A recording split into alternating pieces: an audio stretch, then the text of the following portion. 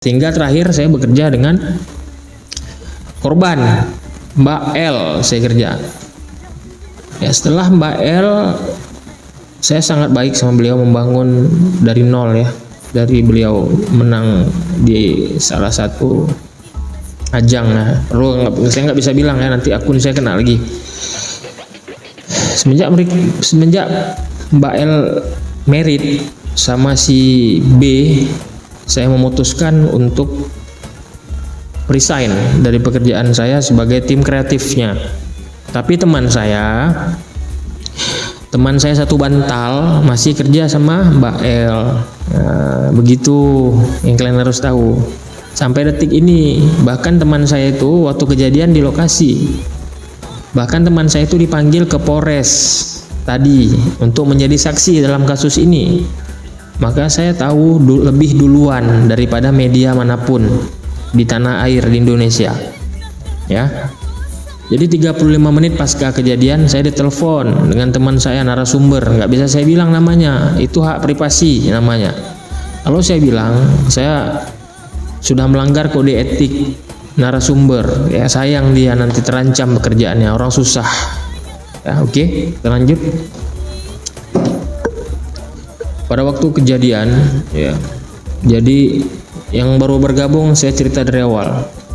Jadi si B itu HP-nya 3, iPhone 13 Pro Max 2, iPhone 12 Pro Max 1. Yang 12 Pro Max ini HP untuk, bisa dibilang untuk konten. Yang kedua 13 Pro Max ini untuk apa namanya tuh, iklan, endorse data-data dia di situ. Yang ketiga ini dipasang pin, ya nggak dikasih tahu pinnya, alasannya melindungi data, rupanya data selingkuhan. Alasannya semuanya nggak boleh ya, bahkan untuk melindungi yang HP 3 ini ya tahu sendirilah orang kaya ya. Mau dia maki kita, marah-marahin kita, alasan jangan itu, kalau hilang data saya gimana tuh, kalian tanggung jawab ya, saya tuntut kalian. Nah, seperti itulah. Tahan nggak kalian bekerja dengan orang seperti itu? Tahan hanya untuk uang jutaan ya, batin kita tersiksa untuk apa? Lebih bagus saya pulang ke daerah saya kerja, walaupun gaji sedikit tapi kita hidup nyaman ya.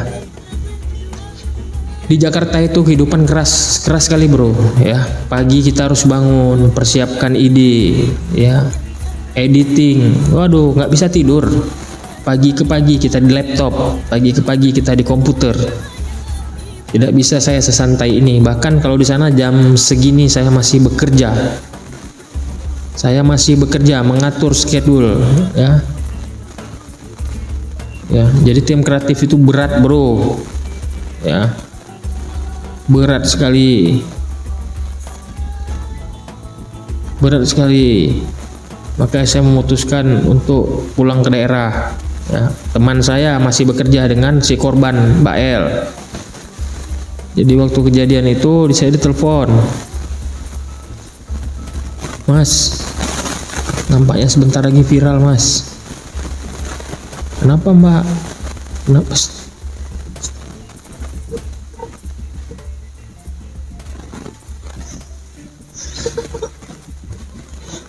Kenapa?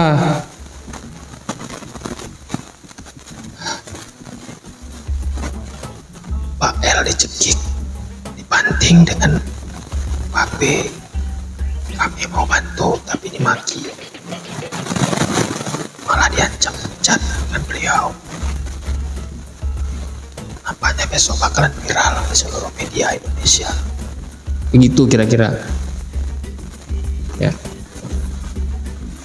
Si korban saat itu terbaring lemah, bahkan untuk buka mata aja nggak sanggup.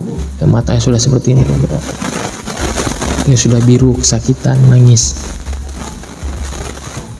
Karena apa? Kenapa? Udah saya bilang tadi kan.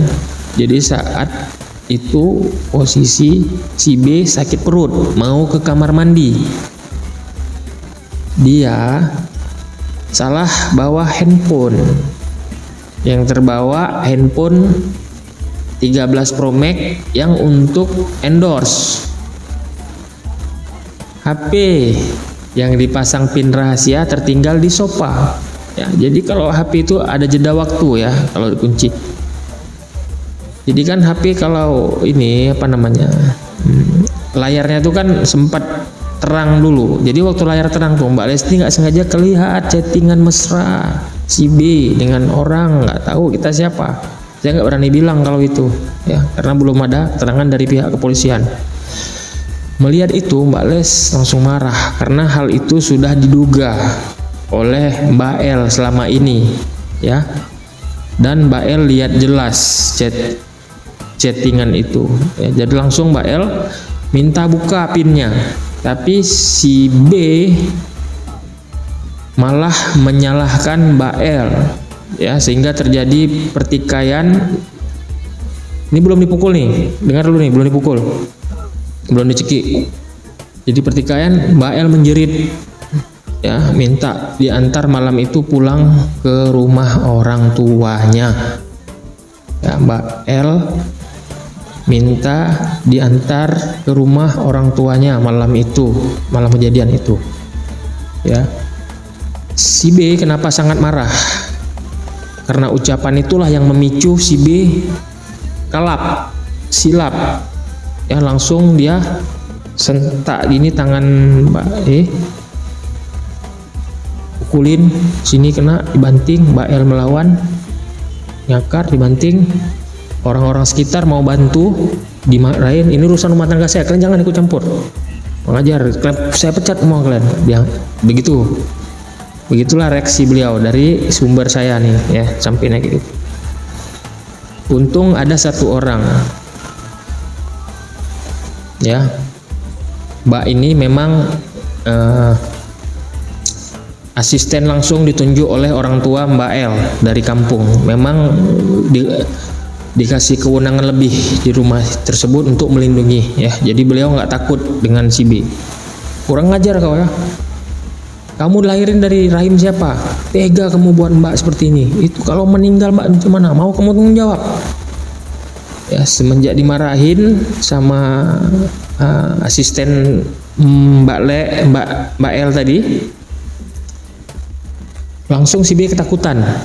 Pandangannya kosong, terdiam seperti ini. Ini sesuai kejadian di lokasi. Ya. Sehingga kesempatan itu dimanfaatkan oleh asisten dan kru lainnya untuk membawa Mbak L ke salah satu rumah sakit ya. Selanjutnya Mbak L divisum karena memar. Hasil visum tersebut, salah seorang asisten menelpon orang tua,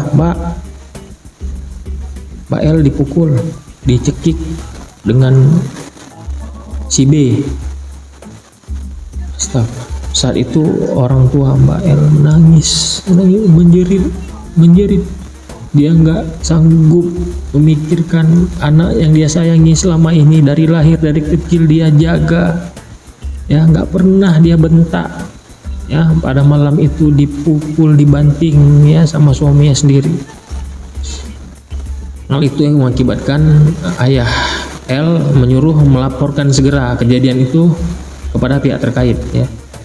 Jadi Mbak L divisum, hasil visum dari hasil visum tersebut Mbak L diantar ke Polres ya, melaporkan kejadian tersebut. Seperti itu kejadiannya.